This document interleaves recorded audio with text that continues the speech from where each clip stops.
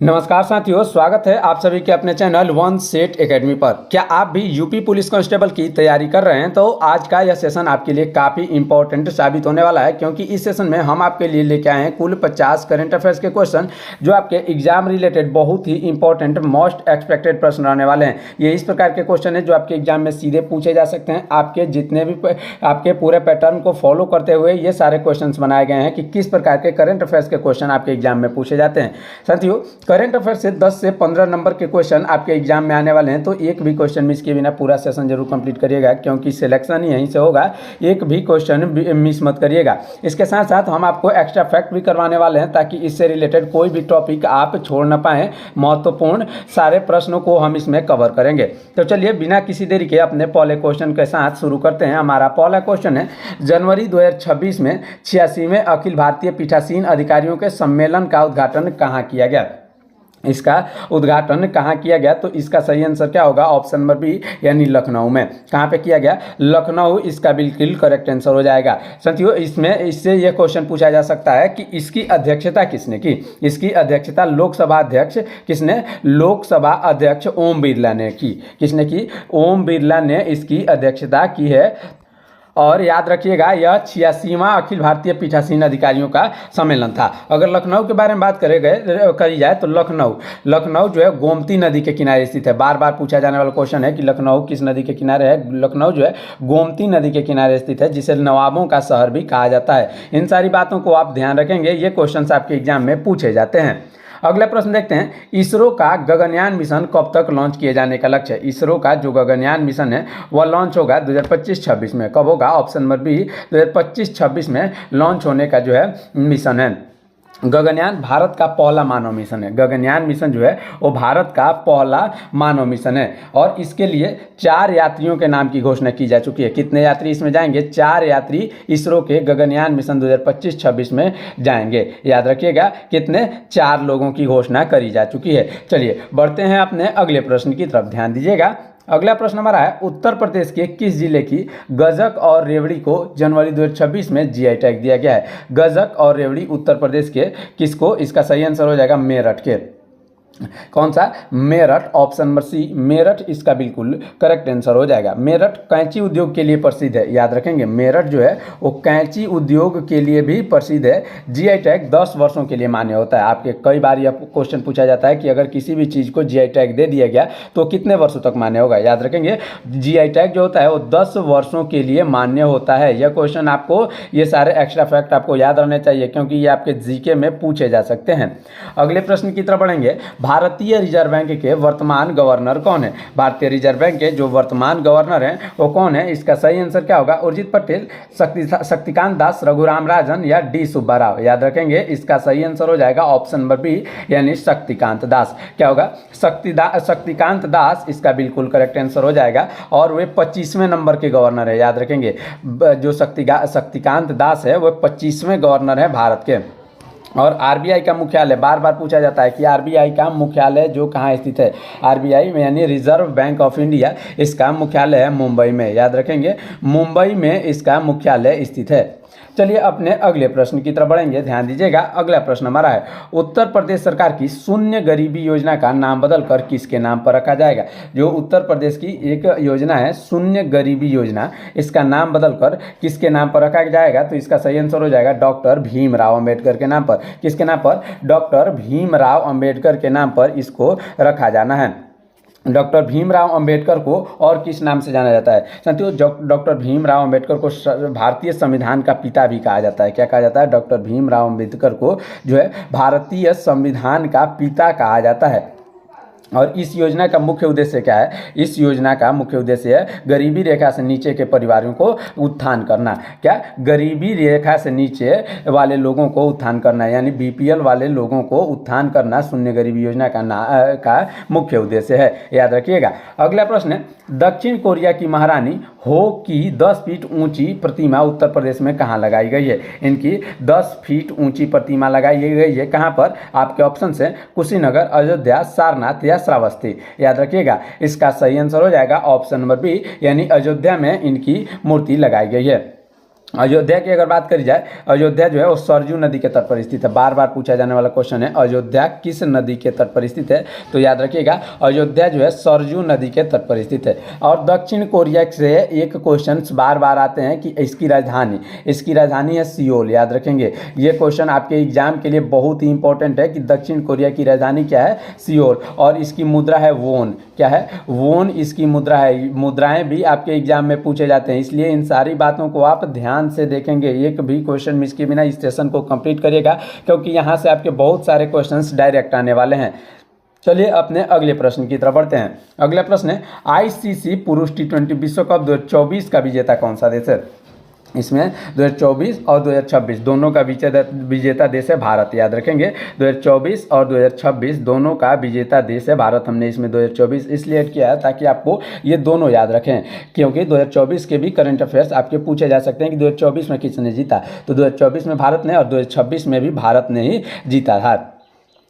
चलिए बढ़ते हैं अपने अगले प्रश्न की तरफ, ध्यान दीजिएगा। अगला प्रश्न हमारा है, अपराधियों की डिजिटल निगरानी के लिए यूपी पुलिस ने कौन सा ऐप लॉन्च किया है? अपराधियों की डिजिटल निगरानी के लिए यूपी पुलिस ने यक्ष ऐप लॉन्च किया है। कौन सा? ऑप्शन नंबर बी यक्ष ऐप इसका बिल्कुल करेक्ट आंसर हो जाएगा।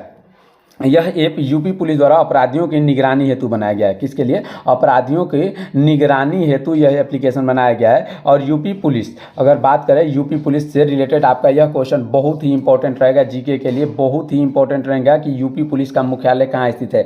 याद रखिएगा यूपी पुलिस का मुख्यालय जो है लखनऊ में है। कहाँ पर है? लखनऊ में है इसका मुख्यालय। चलिए बढ़ते हैं अपने अगले प्रश्न की तरफ। भारत का पहला डार्क स्काई रिजर्व कहाँ बना है? भारत का जो पहला डार्क स्काई रिजर्व बना है वह कहाँ बना है? आपके ऑप्शंस हैं ए उत्तराखंड, बी सिक्किम, सी लद्दाख या हिमाचल प्रदेश में। कहाँ पर बना है? इसका सही आंसर आप बताइएगा, जल्दी जल्दी कमेंट करिए। अगर आपको याद है तो आप जल्दी जल्दी कमेंट करिएगा। इसका सही आंसर हो जाएगा ऑप्शन नंबर सी। क्या हो जाएगा? लद्दाख। लद्दाख में पहला डार्क स्काई रिजर्व बना है। ठीक है, क्या बना है? डार्क स्काई रिजर्व कहाँ बना है? लद्दाख में साथियों। यह हेनले में बनाया गया है। लद्दाख जो है एक केंद्र शासित प्रदेश है, इसको भी आप याद रखेंगे। लद्दाख जो है एक केंद्र शासित प्रदेश है और सबसे बड़ा केंद्र शासित प्रदेश में यानी क्षेत्रफल की दृष्टि से सबसे बड़ा केंद्र शासित प्रदेश लद्दाख ही है, इसको भी आप याद रखेंगे।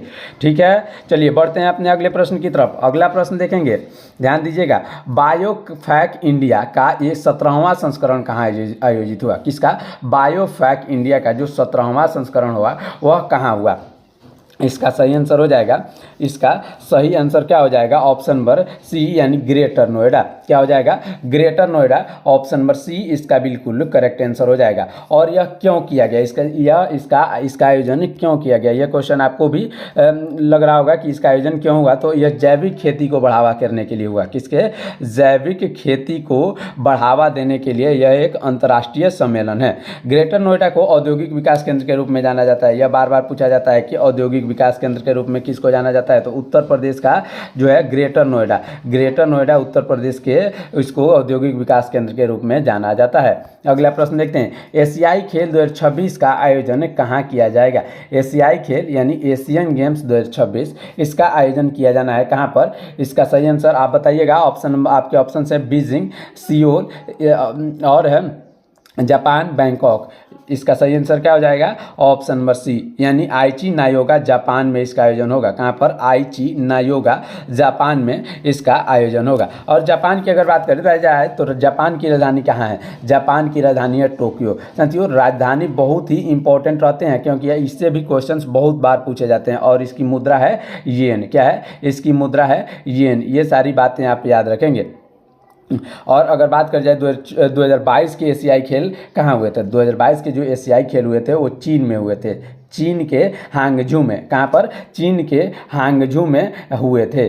चलिए बढ़ते हैं अपने अगले प्रश्न की तरफ, ध्यान दीजिएगा। हमारा अगला प्रश्न क्या है? अगला प्रश्न है, उत्तर प्रदेश का पहला भारत का दूसरा ग्रीन हाइड्रोजन प्लांट कहाँ खुलेगा? उत्तर प्रदेश का पहला और भारत का दूसरा ग्रीन हाइड्रोजन प्लांट यह खोला जाना है कहाँ पर? इसके आपके ऑप्शन हैं ए बरेली, गोरखपुर, मथुरा या आगरा। क्या हो जाएगा? इसका सही आंसर हो जाएगा गोरखपुर। साथियों क्या होगा? गोरखपुर। ऑप्शन नंबर बी इसका बिल्कुल करेक्ट आंसर हो जाएगा। यह जो है उत्तर प्रदेश का, यहाँ का उत्तर प्रदेश यानी यूपी का पहला हाइड्रोजन प्लांट है और भारत का दूसरा हाइड्रोजन प्लांट है। गोरखपुर में कौन सा मंदिर सबसे प्रसिद्ध है? याद रखिएगा, गोरखपुर में सबसे प्रसिद्ध मंदिर है गोरखनाथ मंदिर। इसको भी आप याद रखेंगे, कई बार यह क्वेश्चन आपके पूछा जाता है कि गोरखनाथ मंदिर कहाँ है, तो याद रखेंगे यह कहाँ है, गोरखपुर में। अगले प्रश्न की तरफ बढ़ेंगे। नीति आयोग के वर्तमान सीईओ कौन है? नीति आयोग के जो वर्तमान सीईओ है वो कौन है? इसका सही आंसर हो जाएगा ऑप्शन, आपके ऑप्शन हैं सुमन बेरी, अभिकांत दास, BVR सुब्रमण्यम या परमेश्वरन अय्यर। याद रखेंगे ऑप्शन नंबर सी यानी BVR सुब्रमण्यम इसका बिल्कुल करेक्ट आंसर हो जाएगा। नीति आयोग के वर्तमान सीईओ है BVR सुब्रमण्यम। चलिए अपने अगले प्रश्न की तरफ बढ़ेंगे, ध्यान दीजिएगा।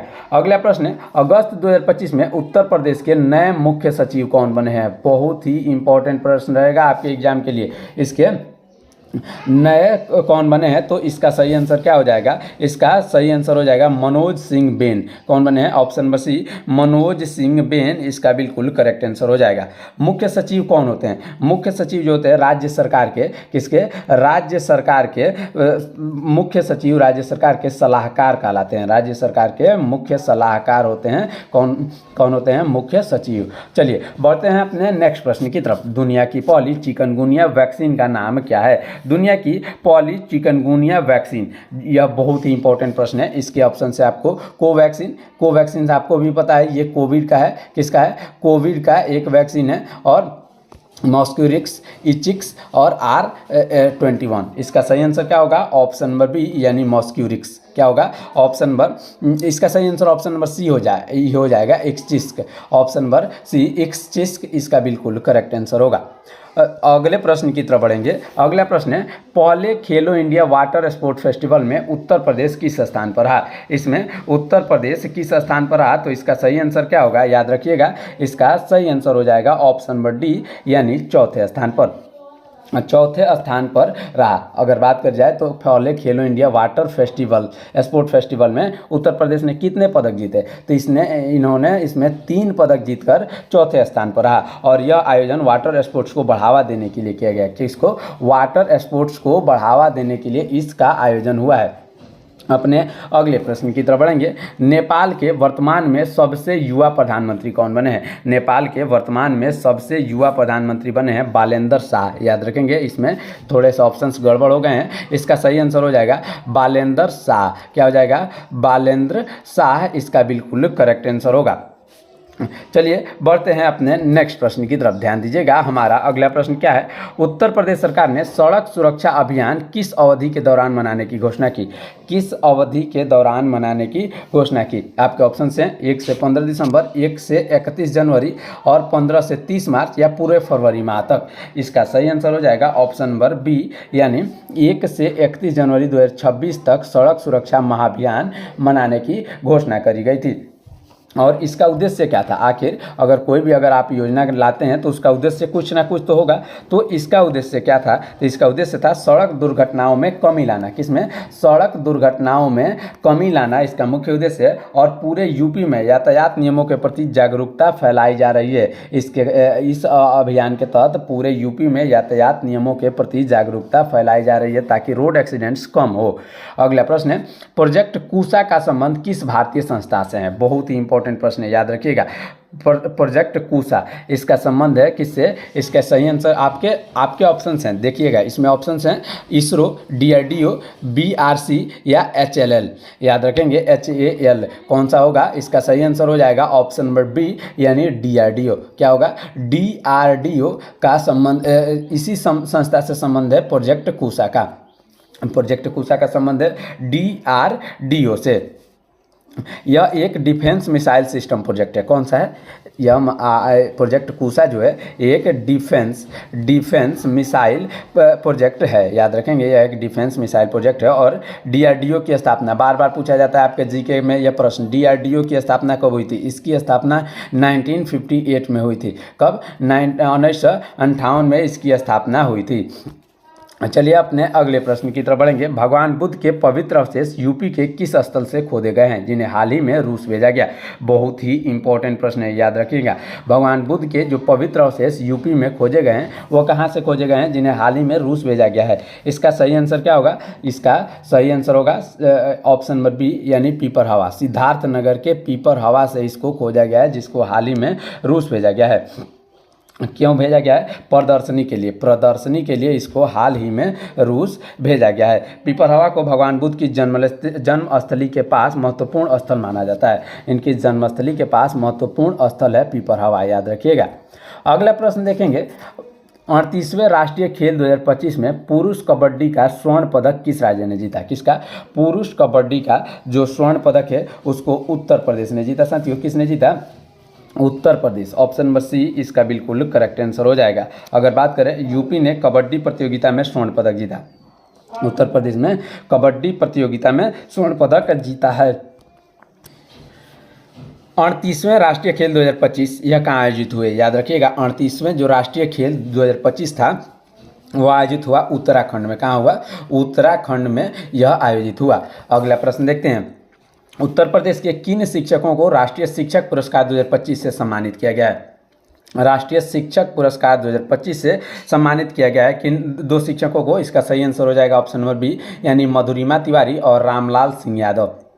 इन दो शिक्षकों को इससे सम्मानित किया गया है। अगला प्रश्न है। हाल ही में स्वच्छ सर्वेक्षण 2023 में किन दो शहरों को संयुक्त रूप से सबसे स्वच्छ शहर चुना गया है? सबसे स्वच्छ शहर किसको चुना गया है? इसका सही आंसर हो जाएगा ऑप्शन नंबर बी यानी इंदौर और सूरत। इंदौर और सूरत इसके बिल्कुल करेक्ट आंसर हो जाएंगे। इंदौर की बात करें तो इसे 7वीं बार, इंदौर को 7वीं बार सबसे स्वच्छ शहर बनाया गया है। और सूरत जो है वो ताप्ती नदी के किनारे है। इसको आप याद रखेंगे। सूरत कहाँ स्थित है? ताप्ती नदी के किनारे स्थित है। अगला प्रश्न है। अयोध्या दीपोत्सव 2025 में कुल कितने दीपक जलाकर विश्व रिकॉर्ड बनाया गया? अयोध्या दीपोत्सव 2025 में कुल कितने दीपक जलाए गए? तो इसका सही आंसर हो जाएगा 26,17,000। कितना? 26,17,215। कितने? 26,17,215। यह एक नया वर्ल्ड रिकॉर्ड है। यह एक नया गिनीज वर्ल्ड रिकॉर्ड है। चलिए बढ़ते हैं अपने अगले प्रश्न की तरफ। ध्यान दीजिएगा, हमारा अगला प्रश्न क्या है? ऑपरेशन अजय। बहुत ही इंपॉर्टेंट प्रश्न है। यह क्वेश्चन आपके एग्जाम में पूछा जा सकता है। ध्यान दीजिएगा, ऑपरेशन अजय का मुख्य उद्देश्य क्या है? ऑपरेशन अजय का मुख्य उद्देश्य है इजराइल से भारतीयों को वापस लाना, यानी ऑप्शन नंबर बी इजराइल से भारतीयों को वापस लाना इसका मुख्य उद्देश्य है। यह एक युद्धग्रस्त क्षेत्र से निकासी का विशेष मिशन था, यानी युद्ध हो रहे क्षेत्र में से भारतीय लोगों को वापस लाने का एक विशेष मिशन था। और इजराइल, अगर इजराइल की बात करी जाए तो इजराइल का जो है राजधानी कहाँ है? इजराइल की राजधानी है जेरूसलम। याद रखेंगे, ये क्वेश्चन आपके एग्जाम में पूछा जा सकता है। जेरूसलम यानी ये क्वेश्चन आपके एग्जाम में पूछे जाते हैं, इसको भी जरूर याद रखेंगे। और इसकी मुद्रा है इजरायली शेकल। इजरायली शेकेल इसका बिल्कुल करेक्ट आंसर होगा। अगले प्रश्न की तरफ बढ़ेंगे। ध्यान दीजिएगा, अगला प्रश्न है। उत्तर प्रदेश का कौन सा जिला जिसे 76वां जिला बनने का प्रस्ताव है, वह कौन सा जिला है? इसका सही आंसर हो जाएगा ऑप्शन नंबर बी यानी कल्याण सिंह नगर, जो 76वां जिला बनने का प्रस्ताव है। इसका नाम यूपी के पूर्व मुख्यमंत्री कल्याण सिंह के नाम पर रखा गया है। किसके नाम पर? कल्याण सिंह के नाम पर रखा गया है। वर्तमान में अगर बात करी जाए तो यूपी में कुल 75 जिले हैं। कितने? 75 जिले हैं। लेकिन कल्याण सिंह नगर जो है एक अलग जिला बनने की मांग कर रहा है, तो उससे अगर यह अलग जिला हो जाता है तब 76 हो जाएंगे, लेकिन वर्तमान में अभी भी 75 जिले ही हैं। अगला प्रश्न है। नौसेना आयुध महानिदेशक कौन नियुक्त हुए हैं? नौसेना आयुध महानिदेशक यह नियुक्त कौन हुए हैं? आपके ऑप्शन है R Hari Kumar, option number B BP Singh, या दिनेश त्रिपाठी, या विवेक राम चौधरी। इसका सही आंसर क्या हो जाएगा? ऑप्शन नंबर बी यानी बीपी सिंह। क्या होगा? बीपी सिंह इसका बिल्कुल करेक्ट आंसर होगा। नौसेना आयुध निदेशालय नौसेना की हथियारों की आपूर्ति संभालता है। नौसेना आयुध यह हथियारों की आपूर्ति संभालता है। भारतीय नौसेना दिवस, याद रखेंगे, यह क्वेश्चन आपके एग्जाम में पूछा जाता है। भारतीय नौसेना दिवस कब मनाया जाता है? तो यह 4 दिसंबर को मनाया जाता है। कब मनाया जाता है? 4 दिसंबर, याद रखिएगा। अगला प्रश्न देखेंगे। अगला प्रश्न है। विधानसभा में अनुवाद प्रणाली लागू करने वाला देश का पहला राज्य कौन सा है? अनुवाद प्रणाली लागू करने वाला देश का पहला राज्य कौन सा है? ऑप्शन है आपके बिहार, मध्य प्रदेश, उत्तर प्रदेश या राजस्थान। इसका सही आंसर हो जाएगा ऑप्शन नंबर सी। साथियों, उत्तर प्रदेश जो है अनुवाद प्रणाली लागू करने वाला पहला राज्य है। यह प्रणाली जो है डिजिटल विधानसभा का हिस्सा का पहल है। डिजिटल विधानसभा हिस्सा का पहल है। इसे कार्यवाही को विभिन्न भाषाओं में समझा जा सकेगा, इसलिए अनुवाद प्रणाली को लागू किया है। अगला प्रश्न है, विश्व कैंसर दिवस 2026 की थीम क्या रखी गई? विश्व कैंसर दिवस 2026 इसकी थीम क्या रखी गई? Close the care gap. याद रखेंगे option number B, close the care gap इसका बिल्कुल करेक्ट आंसर हो जाएगा। विश्व कैंसर दिवस 2026 यह कब मनाया गया? यह 4 फरवरी को मनाया गया। कब मनाया गया? 4 फरवरी को हर साल यह मनाया जाता है। इसका मुख्य उद्देश्य है कैंसर के इलाज में समानता लाना। क्या होगा? कैंसर के इलाज में समानता लाना इसका मुख्य उद्देश्य है। चलिए बढ़ते हैं अपने अगले प्रश्न की तरफ। उत्तर प्रदेश के किस जिले में अश्व रोग मुक्त कंपार्टमेंट स्थापित किया गया है? अश्व मुक्त रोग कंपार्टमेंट स्थापित किया गया है कहाँ पर? इसका सही आंसर हो जाएगा, इसका सही आंसर क्या होगा? Option number A, Agra, Jhansi, Meerut या गाजियाबाद। इसके सही आंसर होंगे ऑप्शन नंबर सी, यानी मेरठ में जो है अश्व रोग मुक्त कंपार्टमेंट स्थापित किया गया है। यह घोड़ों में ग्लैंडर्स जैसी बीमारी को रोकने के लिए, किस बीमारी को? ग्लैंडर्स जैसे बीमारी को रोकने के लिए इसको बनाया गया है। मेरठ में पशु चिकित्सा अनुसंधान के बहुत सारे महत्वपूर्ण केंद्र हैं, इसको भी आप याद रखेंगे। अगला प्रश्न देखते हैं, भारत की पहली महिला विधि सचिव के रूप में किसे नियुक्त किया गया है? पहली महिला विधि सचिव के रूप में नियुक्त किया गया है अंजी राठी राणा को। किसको? Anju Rathi Rana. Option number B इसका बिल्कुल करेक्ट आंसर हो जाएगी इसका सही। और भारत की इस पद पर पहुंचने वाले, किस पर? विधि सचिव के पद पर पहुंचने वाली ये पहली महिला हैं। याद रखेंगे, यह पहली महिला है। चलिए बढ़ते हैं अपने अगले प्रश्न की तरफ। दूर दराज क्षेत्रों के छात्रों को 6000 वार्षिक भत्ता देने के लिए किस राज्य ने योजना शुरू करी है? दूर दराज क्षेत्रों के छात्रों को जो है 6000 वार्षिक भत्ता देने के लिए किस राज्य ने योजना शुरू करी है? यह योजना शुरू किया है किसने? इसका सही आंसर हो जाएगा उत्तर प्रदेश ने। साथियों, Uttar Pradesh option number B इसका बिल्कुल करेक्ट आंसर हो जाएगा। यह ग्रामीण क्षेत्र के मेधावी छात्रों के लिए, ग्रामीण क्षेत्र के जो मेधावी छात्र हैं उनके लिए यह योजना है। शिक्षा क्षेत्र में यूपी सरकार का यह एक बहुत ही महत्वपूर्ण कदम है, इसको आप याद रखेंगे। अगले प्रश्न की तरफ बढ़ते हैं। सूर्य किरण युद्धाभ्यास किन 2 देशों के बीच आयोजित किया जाता है? सूर्य किरण युद्धाभ्यास भारत और नेपाल के बीच आयोजित होता है। यह क्वेश्चन हमने आपको कई बार करवाया है। ऑप्शन नंबर बी, भारत और नेपाल के बीच आयोजित होता है। यह एक संयुक्त सैन्य अभ्यास है। क्या है? एक संयुक्त सैन्य अभ्यास है जो दोनों देशों के आपसी समन्वय को बढ़ाता है, आपसी समन्वय को बढ़ाता है यह। अगले प्रश्न की तरफ बढ़ेंगे। अगर आपको वीडियो अच्छा लग रहा हो तो वीडियो को लाइक, चैनल को सब्सक्राइब करिएगा साथियों, ऐसे और भी इंपॉर्टेंट क्वेश्चंस पाने के लिए। अगला प्रश्न है, 75वें प्रधानमंत्री दिव्यांग केंद्र का उद्घाटन कहाँ किया गया? जो 75वां प्रधानमंत्री दिव्यांग केंद्र है इसका उद्घाटन हुआ कहाँ पर? बांदा में। याद रखेंगे ऑप्शन नंबर बी, बांदा जिला में इसका उद्घाटन हुआ। चलिए बढ़ते हैं अपने अगले प्रश्न की तरफ, ध्यान दीजिएगा। अगला प्रश्न है, उत्तर प्रदेश का पहला प्राइवेट रेलवे स्टेशन कौन सा है? साथियों, उत्तर प्रदेश का जो पहला प्राइवेट रेलवे स्टेशन है वह कौन सा है? आपके ऑप्शन है वाराणसी कैंट, गोमती नगर, लखनऊ, हजरतगंज या कानपुर सेंट्रल। इसका बिल्कुल करेक्ट आंसर हो जाएगा ऑप्शन नंबर बी, यानी Gomti Nagar railway station Lucknow. Gomti Nagar railway station Lucknow. यह स्टेशन पीपीपी मॉडल पर आधारित है। याद रखेंगे, पीपीपी मॉडल पर आधारित है और इसे आधुनिक सुविधाओं के साथ रीडेवलप किया गया है। इसे आधुनिक सुविधाएं देने के लिए रीडेवलप किया गया है। अगला प्रश्न है, यंग स्पिरिचुअल समिट यानी युवा आध्यात्मिक शिखर सम्मेलन 2025 इसका आयोजन कहाँ हुआ? इसका आयोजन हुआ कहाँ पर? आपके ऑप्शन है हरिद्वार, वाराणसी, मथुरा या प्रयागराज। इसका सही आंसर क्या होगा? Option number B. साथियों, ऑप्शन नंबर बी यानी वाराणसी में इसका आयोजन किया गया। वाराणसी से रिलेटेड बहुत इंपॉर्टेंट क्वेश्चन है। वाराणसी से, यह वाराणसी किस नदी के किनारे स्थित है? तो याद रखेंगे यह गंगा नदी के किनारे स्थित है। इसे वाराणसी को घाटों का शहर भी कहा जाता है। क्या कहा जाता है? घाटों का शहर, घाटों का शहर या धर्म नगरी, यानी धर्म नगरी। और इसे सबसे पुराना शहर भी कहा जाता है, सबसे पुराना शहर भी कहा जाता है। अगला प्रश्न है, पेरिस ओलंपिक 2024 में भारत ने कुल कितने पदक जीते? इसमें भारत ने कुल 6 पदक जीते। ऑप्शन नंबर बी, कुल 6 पदक इसमें भारत ने जीते। अगला प्रश्न है, नमो शेतकारी महासम्मान योजना का संबंध किस राज्य से है? इसका संबंध जो है वह कहाँ से है? तो इसका सही आंसर हो जाएगा महाराष्ट्र। कहाँ से? महाराष्ट्र से संबंध है। नमो शेतकारी महासम्मान योजना का संबंध है। और महाराष्ट्र की राजधानी, बार बार पूछा जाने वाला क्वेश्चन है, महाराष्ट्र की राजधानी कहाँ है? तो मुंबई है। क्या है? मुंबई जो है महाराष्ट्र की राजधानी है। और इस समय इसके मुख्यमंत्री है एकनाथ शिंदे। कौन है? एकनाथ शिंदे इसके इस समय मुख्यमंत्री है। अगले प्रश्न की तरफ बढ़ेंगे।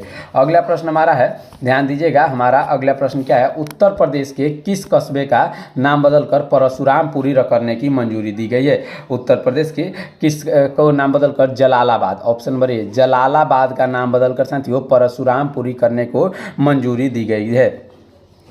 यह शाहजहांपुर यूपी का एक महत्वपूर्ण जिला है, यानी शाहजहांपुर में यह स्थित है जलालाबाद, जो यह बहुत ही महत्वपूर्ण जिला है।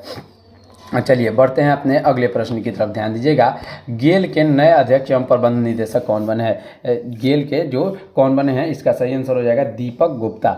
Option number B, Deepak Gupta इसका बिल्कुल करेक्ट आंसर होगा। अगला प्रश्न है, दुर्लभ रेड कोरल कुकरी सांप, कौन सा? रेड कोरल कुकरी सांप हाल ही में उत्तर प्रदेश के किस टाइगर रिजर्व में देखा गया है? यह कहाँ पर देखा गया है? तो इसका सही आंसर हो जाएगा पीलीभीत टाइगर रिजर्व। कहाँ पर? पीलीभीत टाइगर रिजर्व इसका बिल्कुल करेक्ट आंसर हो जाएगा। यह कैसा होता है? यह रेड कोरल कुकरी सांप जो होता है बहुत चमकीला और नारंगी रंग का होता है। कैसा होता है? नारंगी रंग का होता है। और अगर बात कर जाए पीलीभीत कहाँ स्थित है, तो पीलीभीत उत्तर प्रदेश के में स्थित है, नेपाल सीमा के पास था। कहाँ पर? नेपाल सीमा के पास पीलीभीत टाइगर रिजर्व स्थित है। अगला प्रश्न है, काशी तमिल संगम के तीसरे संस्करण का आयोजन कहाँ किया गया? इसके तीसरे संस्करण का जो आयोजन हुआ वो वाराणसी में हुआ।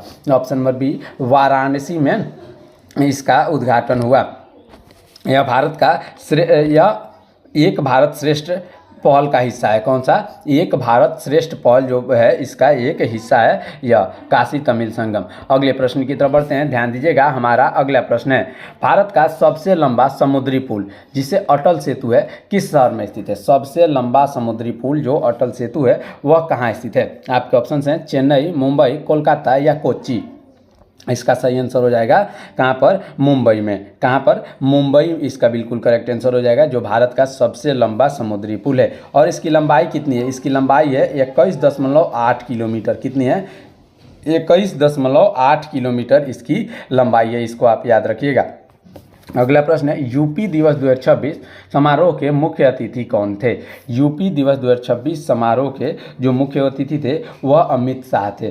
कौन थे? Option number B, Amit Shah इसके मुख्य अतिथि रहे हैं।